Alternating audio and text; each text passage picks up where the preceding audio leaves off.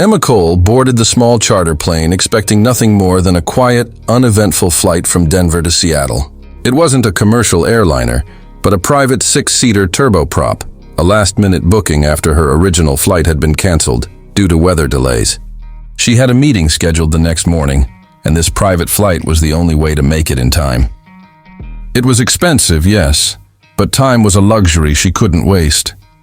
The morning had started calm, the kind of day that promised still air and soft light. The airfield sat just outside Denver, where the mountains met the plains in a jagged silver line. As the small plane rolled down the runway, Emma glanced out of the window. The world below shrank fast. Patches of gold grass, the metallic glint of parked cars, the city fading into the haze of altitude. The pilot, Captain Harris, seemed the picture of confidence. In his late 40s, with the weathered calm of someone who had seen too many skies to ever fear them, he had introduced himself warmly as they'd boarded. "Ex-Air Force," he'd said with a grin. "Don't worry, ma'am. I've landed in worse weather than this." Emma had smiled politely, adjusting the strap of her seatbelt. She didn't mind flying, though small planes always made her slightly uneasy. Still, something about his voice had felt reassuring. Steady, measured. The kind that made you believe nothing could go wrong. Now, cruising at 20,000 feet, the world looked peaceful. Clouds drifted below them like soft white islands. Sunlight poured through the windows, reflecting off Emma's coffee cup. She took a slow sip, feeling the vibration of the engines through the cabin floor. The faint smell of aviation fuel mixed with the sharper tang of the metal and fabric interior. The pilot chatted over his shoulder, voice cheerful through the headset. "You ever fly in something this small before?" "Once," Emma replied, smiling faintly. "A friend of mine took me up years ago. It was bumpy," he laughed. "Yeah, they do that. But these birds, they're honest machines. You treat them right, they'll treat you right." Emma turned her gaze to the clouds again. The view was hypnotic, cotton fields of white, the endless blue stretching in every direction. She thought of her meeting in Seattle, the presentation slides waiting on her laptop, the neatly packed folders in her bag. Work had consumed most of her life lately, but for a brief moment up here she felt suspended between worlds. No emails, no deadlines, just air and silence. Then, the silence changed. It began subtly. The rhythm of the engine wavered, a small hiccup barely noticeable. The pilot's chatter stopped mid-sentence. Emma glanced forward, expecting him to speak again. But he didn't. Instead, his head tilted slightly to one side, as if he were listening to something she couldn't hear. "Captain?" she said softly. No response. She leaned forward, unbuckling her seatbelt halfway. "Captain Harris?" The plane gave a sudden, sickening lurch to the left. Emma's coffee spilled across her lap. The sound of the engines deepened, strained. Alarms began to flash red on the control panel. Tiny, blinking lights, like the heartbeat of a machine in distress. The pilot's right hand slipped from the yoke. His body sagged forward, chin hitting his chest. Emma froze. For half a second, she couldn't move, her brain refusing to accept what her eyes saw. Then the plane rolled sharply to the side, and instinct took over. She lunged forward, grabbing the pilot's shoulder. "Captain, wake up!" He didn't move. His headset dangled loosely, eyes half open but empty. A low groan escaped him, a sound of pain or confusion, and then nothing. The plane dipped again, nose angling downward. The horizon tilted. Emma's heart pounded so hard she thought she might faint. She gripped the co-pilot's yoke, her hands shaking. Okay, steady," she whispered, though her voice was trembling. She pulled back gently, feeling resistance, feeling the weight of the aircraft respond. The nose lifted slightly. Her body pressed against the seat with the force of gravity fighting her every move.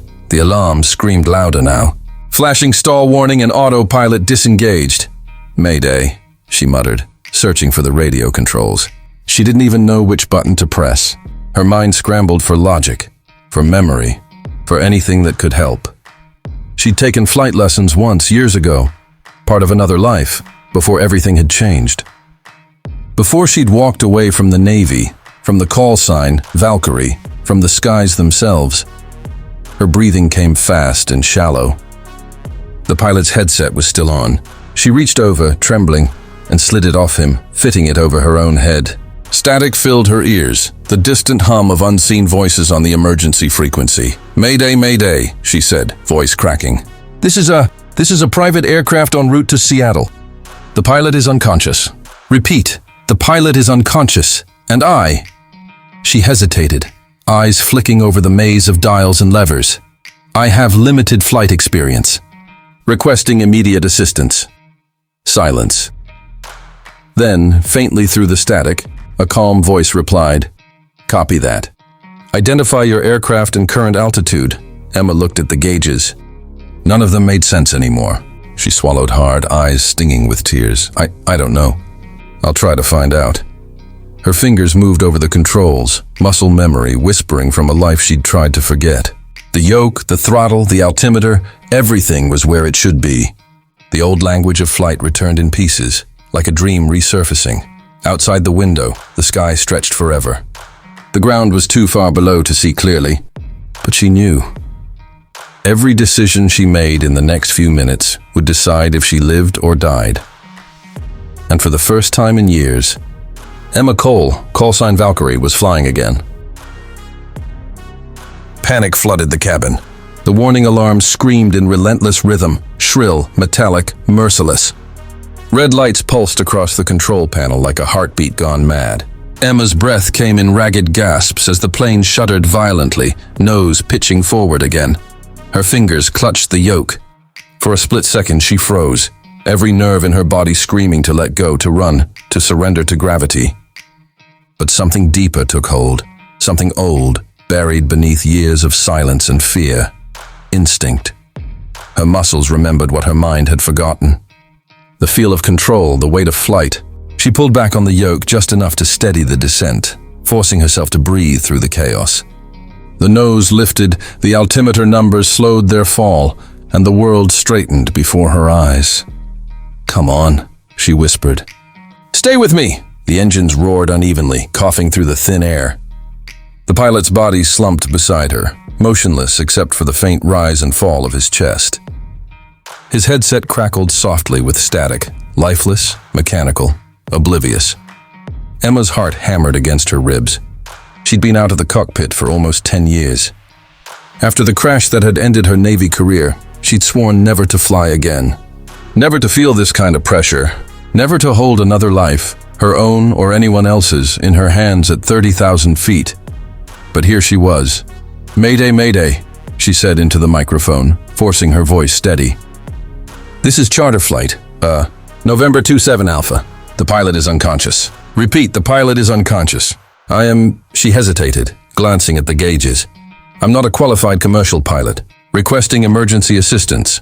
There was a pause, then a voice broke through the static. Calm, professional, and firm. "November 27 Alpha. This is Seattle Center. We copy your mayday. Say your name and your level of experience." Her mouth went dry. She could lie, say she was just a passenger, but that would waste precious seconds. Her pride, her fear, all of it had to wait. "This is Emma Cole," she said. "Former Navy pilot. It's been a long time." There was another pause, softer this time. "Roger that, Miss Cole. We're here to help. Can you confirm your altitude and heading?" Emma scanned the dials, her old training stirring like an old flame being coaxed back to life. 21,000 feet heading northwest. Plane is stable for now, but the pilot's out cold. Copy. Maintain altitude and course. We're alerting emergency units and clearing airspace ahead of you." The voice was calm, deliberate, an anchor in the storm. She clung to it. For a few minutes, everything held. The alarm stopped. The plane steadied. Outside, sunlight sliced through thin layers of cirrus clouds, turning the sky into a watercolor wash of blue and white. It was almost peaceful, except for the tremor in her hands. Then the pilot coughed, a weak, broken sound. Emma turned sharply. "Captain Harris? Can you hear me?" His eyes fluttered open, unfocused. He tried to speak, but could only form a few strained syllables. Sweat beaded across his forehead. "Heart. Feels wrong." Emma's stomach dropped. "He was having a heart attack." "Hang in there," she whispered.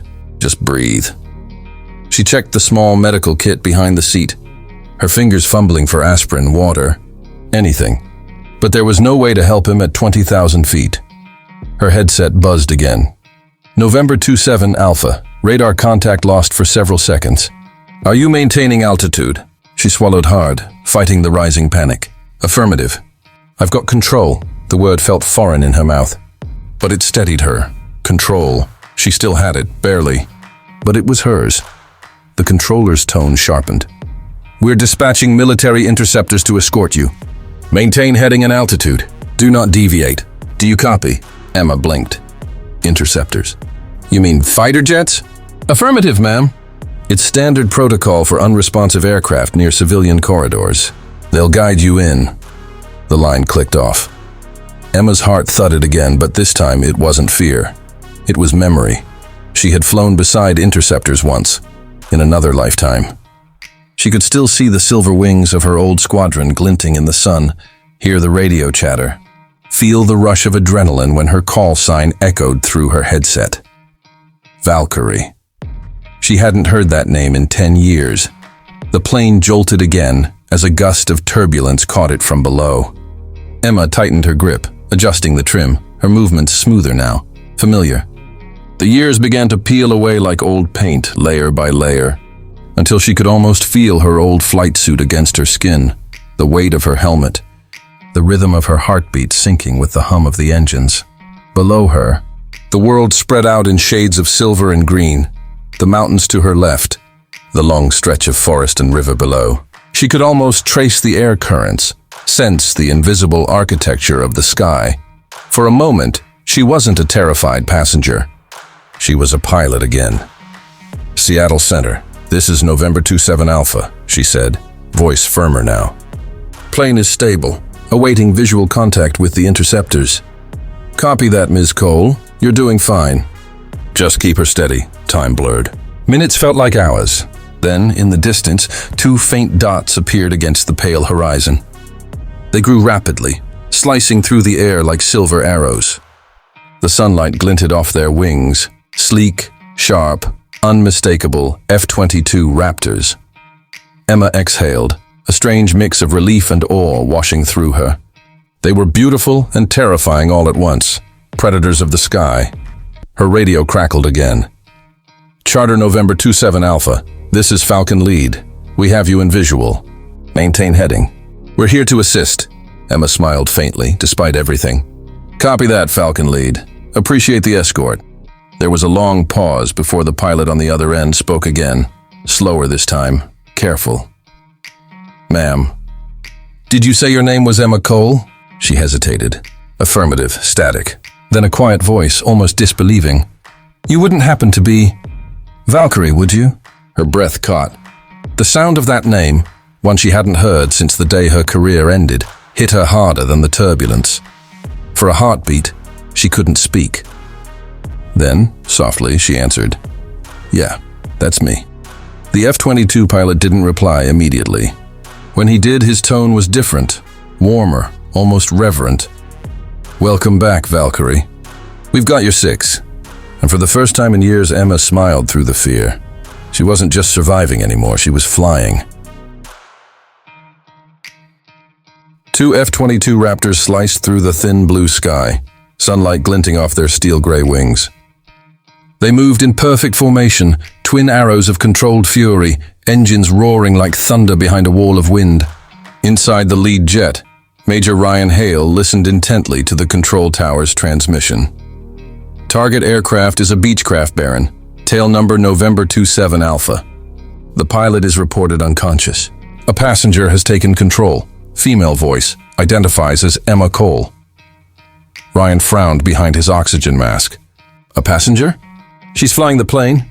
Affirmative. She claims prior flight experience, former Navy. That caught his attention. Former Navy? Did she give a call sign? Negative. She just said her name. Ryan exchanged a glance with his wingman, Lieutenant Mark Vapor Jensen, flying off his right. Copy that, he said. We're on intercept course. Estimated visual in 3 minutes. The sky was clear, endless, and silent, except for the pulse of jet engines. Ryan squinted ahead, the faint blip of the target aircraft appearing on his HUD. It was flying steady, too steady for an untrained civilian. He toggled the radio. November 27 Alpha. This is Falcon Lead. Identify yourself. Over. Static hissed back at him. No response. He tried again, louder this time. November 27 Alpha. This is Falcon Lead of the U.S. Air Force. You are in restricted airspace. Do you copy? Still nothing. Ryan's jaw tightened. No response, he muttered. If she doesn't answer soon, Command's going to assume hostile intent. Vapor's voice came through his headset, quieter. She's probably just scared, sir. Let's give her a chance, Ryan exhaled. Yeah, let's hope she knows what she's doing. As they closed in, the Beechcraft came into clear view, a small white and red aircraft wobbling slightly in the crosswinds.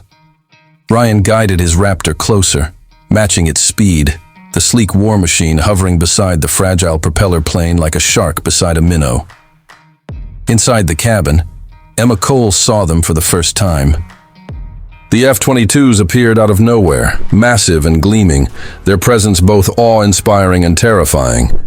Her heart thudded as one of them drifted closer, the pilot's helmet glinting in the sunlight. The radio crackled again. Charter November 27 Alpha. This is Falcon Lead. Do you copy? Emma's fingers tightened on the controls. For a moment she hesitated, unsure what to say. Then instinct and memory took over. She pressed the transmit button. Falcon Lead, this is November 27 Alpha. I read you loud and clear. There was a pause. Copy that, the pilot said. Identify yourself, her voice steadied. This is Emma Cole, former Navy pilot. My captain's down and I'm flying manual. Situation's under control, for now. The radio went silent for several long seconds. Then through the faint static, Ryan's voice came back, quieter this time. Did you say Emma Cole? Yes, a beat. Then in disbelief, you wouldn't happen to be Valkyrie, would you? The name hit her like a shockwave. Her hands trembled slightly on the yoke. Yeah, she said after a pause. That's what they used to call me. Inside his cockpit, Ryan's eyes widened. I don't believe it. He flicked his radio to the private channel. Vapor, you hearing this? Loud and clear, sir. Valkyrie? As in the Valkyrie? The one from the Black Ridge mission? Affirmative, Ryan said, still staring at the small plane beside him. I trained on her after-action reports in flight school. She saved 3 pilots and went down herself. Thought she'd never fly again. Well, Vapor replied softly. Looks like she's back. Ryan switched channels again. Valkyrie, this is Falcon Lead. We're here to escort you. You're doing fine. Maintain heading and altitude. We'll guide you to an emergency runway. Emma nodded to herself, her voice steady. Copy that, Falcon Lead. Glad to have company. For the first time in years, the call sign didn't feel like a ghost. It felt like hers. Minutes passed. The F-22s flanked her on either side, silent guardians against the vastness of the sky. The clouds stretched like white plains below them, the sun beginning its slow descent in the west. The airwaves buzzed with coordinated instructions between air traffic control, rescue teams, and the escorting jets. Emma stayed focused. Every vibration, every pitch adjustment mattered. Her body remembered the rhythm of flight like a second language. She was calm now, though her mind burned with adrenaline. Then the plane shuddered. A warning light blinked. Fuel. Falcon Lead, she said into the radio. I've got a low fuel alert. Estimate 20 minutes left. Ryan's voice returned instantly. Copy that, Valkyrie. You're 28 miles south of McCord Air Force Base. We'll vector you there. Can you make it? I can try, she said. But the right engine's starting to run rough. Vapor's voice broke in, reassuring. Hang tight, Valkyrie. We've got eyes on you. Just keep her steady. The name, spoken like a vow, gave her strength. She adjusted her course, following the lead F-22 as it banked slightly toward the northwest. Below, the faint outline of the base came into view, its runways glinting like silver scars against the green earth. As they descended through thin layers of cloud, Emma caught sight of the second jet dipping lower, scanning ahead. The radio filled with chatter. Ground control coordinating emergency response. Medical units preparing. Radar confirming descent speed. Ryan's voice came through one last time. Valkyrie, McCord has you on approach vector 09. Winds calm. You're clear all the way in. Emma's throat tightened. Copy that. Thanks for the escort, Falcon Lead. Wouldn't miss it, he replied softly. The clouds broke apart completely now. The runway stretched ahead, a narrow ribbon of safety amid the vast green expanse. Her hands were steady on the controls, her heart steady too. Ryan's voice crackled again, quieter, almost personal this time. "Valkyrie, welcome home." Emma smiled faintly, eyes glistening as the wheels touched down, hard but safe. The plane bounced once, then rolled smoothly down the runway, slowing with a hiss of brakes and a puff of smoke. Behind her, the F-22s soared overhead in a protective arc before banking away. The danger was over, and in that quiet, trembling moment, Emma realized something profound. She hadn't just landed a plane. She'd landed herself back into the sky she thought she'd lost forever. The wheels screeched as they hit the tarmac, rubber burning against asphalt, the impact jolting through the cabin. The plane bounced once, twice, before settling into a long, trembling roll. The runway stretched ahead like a lifeline, sunlight spilling over the edges of the windshield.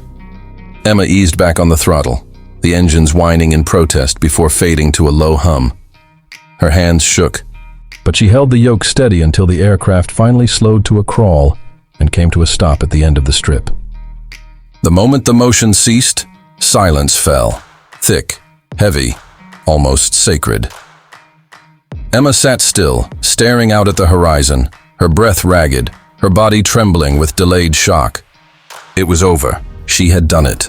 Against every fear, against every ghost from her past, she had brought the plane home. Outside, sirens wailed as emergency vehicles rushed toward her. Fire trucks, ambulances, and security jeeps fanned out across the runway, their lights flashing red and white in the golden afternoon sun. The F-22 Raptors roared overhead one last time, circling the base in a smooth, protective sweep before banking away toward the horizon. Emma unbuckled her harness slowly, every muscle aching with exhaustion. She turned to look at Captain Harris. His face was pale, but his chest still rose and fell. She pressed 2 fingers to his pulse, weak, but there. Relief washed through her like a tide. "Hang in there, Captain," she murmured. "You're going to make it." A voice crackled through the radio one last time. "Valkyrie, this is Falcon Lead. Runway's clear. Paramedics are inbound." "Outstanding work up there." Emma managed a small, shaky smile. "Thanks, Falcon Lead. Couldn't have done it without you." "Negative, ma'am," came the reply, warm and sincere. "You were flying long before we got here." She removed the headset, exhaled deeply, and waited as the paramedics reached the plane. The cabin door opened with a hiss, and a rush of cool air swept in. 2 medics climbed aboard, voices calm and efficient. They moved quickly to the pilot, checking his vitals, lifting him onto a stretcher with practiced care. Emma stepped aside, barely aware of her own shaking knees. When they carried Captain Harris out, she followed behind, blinking against the blinding sunlight. Her boots hit the runway, and for a moment, she just stood there, breathing in the sharp scent of jet fuel and summer air. The airfield buzzed with movement, mechanics, ground crew, soldiers. Yet, amid all that chaos, there was a strange hush around her, as though the world recognized what she had just done. One of the F-22s had landed and taxied to a stop nearby. The canopy opened, and Major Ryan Hale climbed out, helmet under his arm. He crossed the tarmac toward her with long, steady strides. His flight suit gleamed faintly in the sun, the name patch, Falcon Lead, visible above his heart. When he stopped in front of her, he gave a small, respectful nod. "Valkyrie." Emma met his eyes, the corners of her mouth lifting faintly. "Major." He studied her for a moment, then smiled. "Didn't think I'd ever hear that call sign again?" "Didn't think I'd ever earn the right to use it again," she replied softly. For a long moment, they simply stood there in the quiet hum of the runway, the once legendary pilot and the soldier who'd grown up hearing stories about her. Ryan tilted his head. "That was some flying. You still had the touch." Emma looked back at the Beechcraft, its small frame resting quietly against the edge of the runway, a few scorch marks on its tires, but otherwise intact. "Rusty touch," she said with a small laugh. "But it got the job done," he grinned. "You brought a plane down safely after 10 years out of the cockpit. I'd call that a little more than getting the job done." Emma's eyes softened. It wasn't just flying. It was remembering. For a moment up there, I felt like the person I used to be. Ryan's expression shifted, something like understanding in his gaze. Maybe that's because you never stopped being her. She said nothing, only looked up at the sky, the same endless blue she'd once sworn she'd never face again. Now it didn't look so distant. It looked alive. Paramedics loaded Captain Harris into an ambulance. As it drove off toward the base hospital, Emma's shoulders finally relaxed. The tension she'd carried since takeoff dissolved, leaving behind a deep, quiet fatigue. Ryan noticed and motioned toward a bench near the hangar. "Come on, sit down before you collapse." She followed him, sitting heavily, elbows on her knees, head in her hands. After a long pause, she whispered, "You know, I walked away from flying because I thought I'd failed. The crash, the reports, the board, they all said I froze when it mattered most." Ryan leaned forward, resting his arms on his thighs. "I read that report," he said, "and I never believed it. None of us did. They called you Valkyrie for a reason. You brought people home." Emma looked up at him, eyes glinting with something between disbelief and gratitude. He smiled faintly. "And you just proved them all wrong." For a long time they sat in silence, watching the sky. The F-22s were tiny specks now, fading into the distance. The airfield had begun to quiet, the hum of engines softening into stillness. Finally, Ryan stood and offered his hand. "You know, McCord's always looking for instructors. There are a lot of young pilots who could learn from someone like you." Emma laughed, a sound she hadn't made in a long time. "I'm not sure they'd want an old has-been teaching them." Ryan shook his head. "No, they'd want Valkyrie." She looked at his outstretched hand for a moment, then took it. Her grip was firm, steady. As the sun dipped lower, painting the sky in amber and rose, Emma turned her gaze upward once more. The clouds drifted lazily across the horizon, catching the last light of day. She felt the wind on her face and smiled to herself.